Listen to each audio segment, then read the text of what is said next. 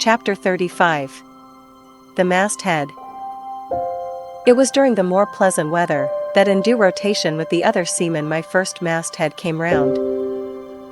In most American whalemen the mastheads are manned almost simultaneously with the vessel's leaving her port, even though she may have 15,000 miles, and more, to sail ere reaching her proper cruising ground. And if, after a 3, 4, or 5 years voyage she is drawing nigh home with anything empty in her, say, an empty vial even, then, her mastheads are kept manned to the last, and not till her skysail pulls sail in among the spires of the port, does she altogether relinquish the hope of capturing one whale more. Now, as the business of standing mastheads, ashore or afloat, is a very ancient and interesting one, let us in some measure expatiate here. I take it that the earliest standers of mastheads were the old Egyptians, because, in all my researches, I find none prior to them. For though their progenitors, the builders of Babel, must doubtless, by their tower, have intended to rear the loftiest masthead in all Asia, or Africa either, yet, ere the final truck was put to it, as that great stone mast of theirs may be said to have gone by the board, in the dread gale of God's wrath, therefore, we cannot give these Babel builders priority over the Egyptians. And that the Egyptians were a nation of masthead standers, is an assertion based upon the general belief among archaeologists, that the first pyramids were founded for astronomical purposes, a theory singularly supported by the peculiar stair-like formation of all four sides of those edifices, whereby, with prodigious long upliftings of their legs, those old astronomers were wont to mount to the apex, and sing out for new stars, even as the lookouts of a modern ship sing out for a sail, or a whale just bearing in sight. In St. Stylites, the famous Christian hermit of old times, who built him a lofty stone pillar in the desert and spent the whole latter portion of his life on its summit, hoisting his food from the ground with a tackle, in whom we have a remarkable instance of a dauntless stander of mastheads, who was not to be driven from his place by fogs or frosts, rain, hail, or sleet, but valiantly facing everything out to the last, literally died at his post. Of modern standers of mastheads we have but a lifeless set, mere stone, iron, and bronze men, who, though well capable of facing out a stiff gale, are still entirely incompetent to the business of singing out upon discovering any strange sight. There is Napoleon, who, upon the top of the column of Vendôme, stands with arms folded, some 150 feet in the air, careless, now, who rules the decks below, whether Louis Philippe, Louis Blanc, or Louis the Devil. Great Washington, too, stands high aloft on his towering mainmast in Baltimore, and like one of Hercules' pillars, his column marks that point of human grandeur beyond which few mortals will go. Admiral Nelson, also, on a capstan of gunmetal, stands his masthead in Trafalgar Square, and ever when most obscured by that London smoke, token is yet given that a hidden hero is there, for where there is smoke, must be fire. But neither great Washington, nor Napoleon, nor Nelson, will answer a single hail from below, however madly invoked to befriend by their counsels the distracted decks upon which they gaze, however it may be surmised, that their spirits penetrate through the thick haze of the future, and descry what shoals and what rocks must be shunned. It may seem unwarrantable to couple in any respect the masthead standers of the land with those of the sea, but that in truth it is not so, is plainly evinced by an item for which Obed Macy, the sole historian of Nantucket, stands accountable. The worthy Obed tells us that in the early times of the whale fishery, ere ships were regularly launched in pursuit of the game, the people of that island erected lofty spars along the sea coast, to which the lookouts ascended by means of nailed cleats, something as fowls go upstairs in a henhouse. A few years ago, this same plan was adopted by the bay whalemen of New Zealand, who, upon descrying the game, gave notice to the ready-manned boats nigh the beach. But this custom has now become obsolete. Turn we then to the one proper masthead, that of a whale ship at sea. The 3 mastheads are kept manned from sunrise to sunset, the seamen taking their regular turns, as at the helm, and relieving each other every 2 hours. In the serene weather of The tropics, it is exceedingly pleasant the masthead, nay, to a dreamy meditative man it is delightful. There you stand, 100 feet above the silent decks, striding along the deep, as if the masts were gigantic stilts, while beneath you and between your legs, as it were, swim the hugest monsters of the sea, even as ships once sailed between the boots of the famous Colossus at Old Rhodes. There you stand, lost in the infinite series of the sea, with nothing ruffled but the waves. The tranced ship indolently rolls, the drowsy trade winds blow, everything resolves you into languor. For the most part, in this tropic whaling life, a sublime uneventfulness invests you. You hear no news, read no gazettes, extras with startling accounts of commonplaces never delude you into unnecessary excitements, you hear of no domestic afflictions, bankrupt securities, fall of stocks, are never troubled with the thought of what you shall have for dinner, for all your meals for 3 years and more are snugly stowed in casks, and your bill of fare is immutable. In one of those southern whalesmen, on a long 3 or 4 years voyage, as often happens, the sum of the various hours you spend at the masthead would amount to several entire months. And it is much to be deplored that the place to which you devote so considerable a portion of the whole term of your natural life should be so sadly destitute of anything approaching to a cozy inhabitiveness, or adapted to breed a comfortable localness of feeling, such as pertains to a bed, a hammock, a hearse, a sentry box, a pulpit, a coach, or any other of those small and snug contrivances in which men temporarily isolate themselves. Your most usual point of perch is the head of the T-gallant mast, where you stand upon 2 thin parallel sticks, almost peculiar to whalemen, called the T-gallant crosstrees. Here, tossed about by the sea, the beginner feels about as cozy as he would standing on a bull's horns. To be sure, in cold weather you may carry your house aloft with you, in the shape of a watchcoat, but properly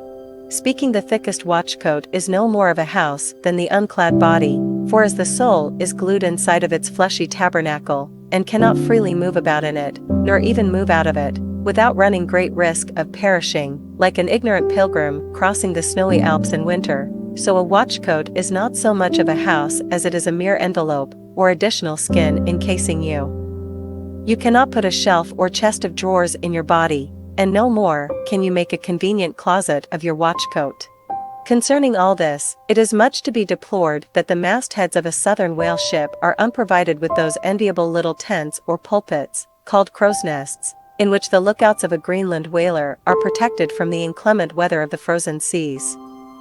In the fireside narrative of Captain Sleet, entitled A Voyage Among the Icebergs, in quest of the Greenland whale, and incidentally for the rediscovery of the lost Icelandic colonies of Old Greenland, in this admirable volume, all standers of mastheads are furnished with a charmingly circumstantial account of the then recently invented crow's nest of the glacier, which was the name of Captain Sleet's good craft.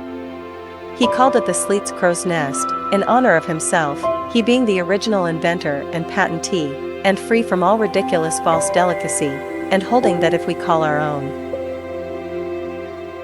children after our own names, we fathers being the original inventors and patentees, so likewise should we denominate after ourselves any other apparatus we may beget. In shape, the Sleet's crow's nest is something like a large tierce or pipe. It is open above, however, where it is furnished with a movable side screen to keep to windward of your head in a hard gale. Being fixed on the summit of the mast, you ascend into it through a little trap hatch in the bottom.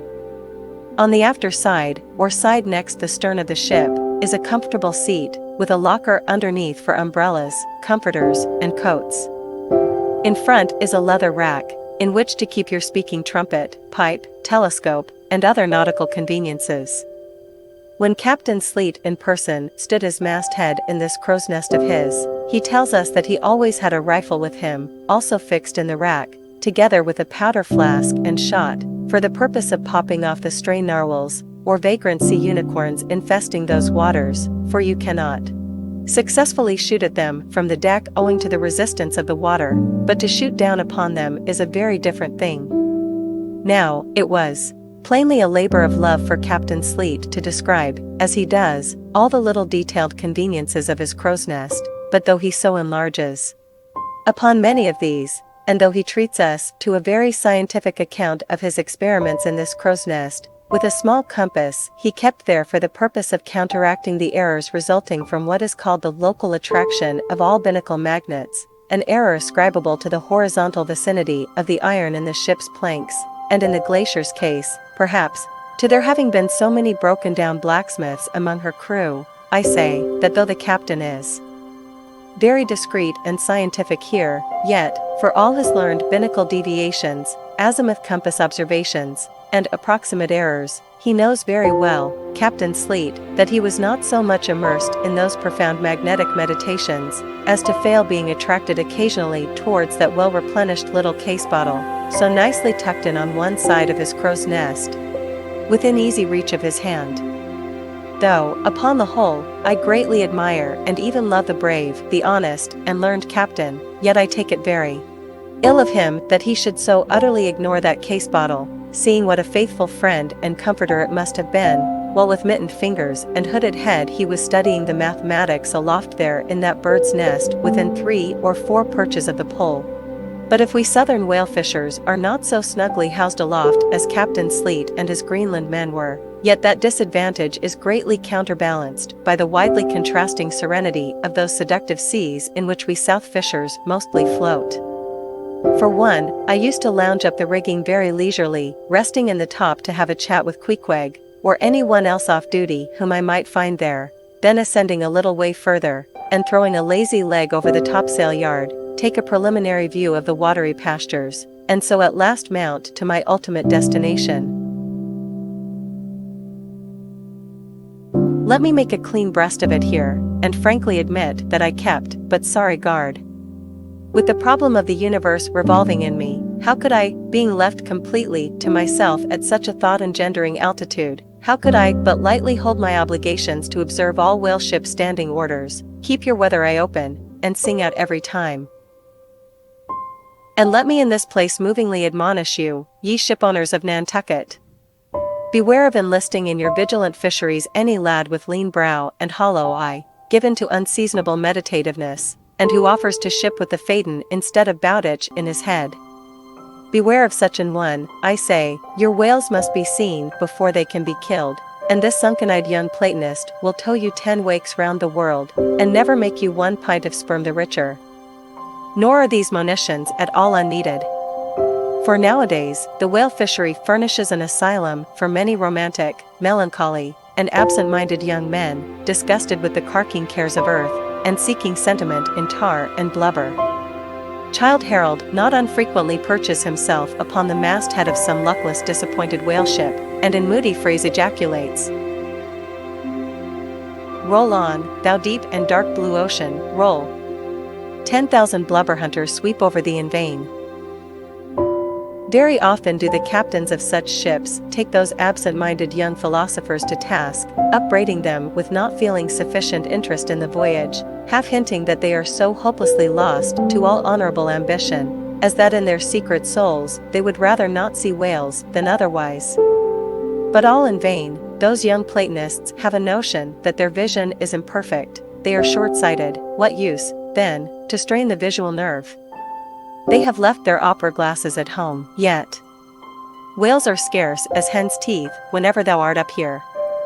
Perhaps they were, or perhaps there might have been shoals of them in the far horizon, but lulled into such an opium-like listlessness of vacant, unconscious reverie is this absent-minded youth by the blending cadence of waves with thoughts, that at last he loses his identity, takes the mystic ocean at his feet for the visible image of that deep, blue, bottomless soul, pervading mankind and nature, and every strange, half-seen, gliding, beautiful thing that eludes him, every dimly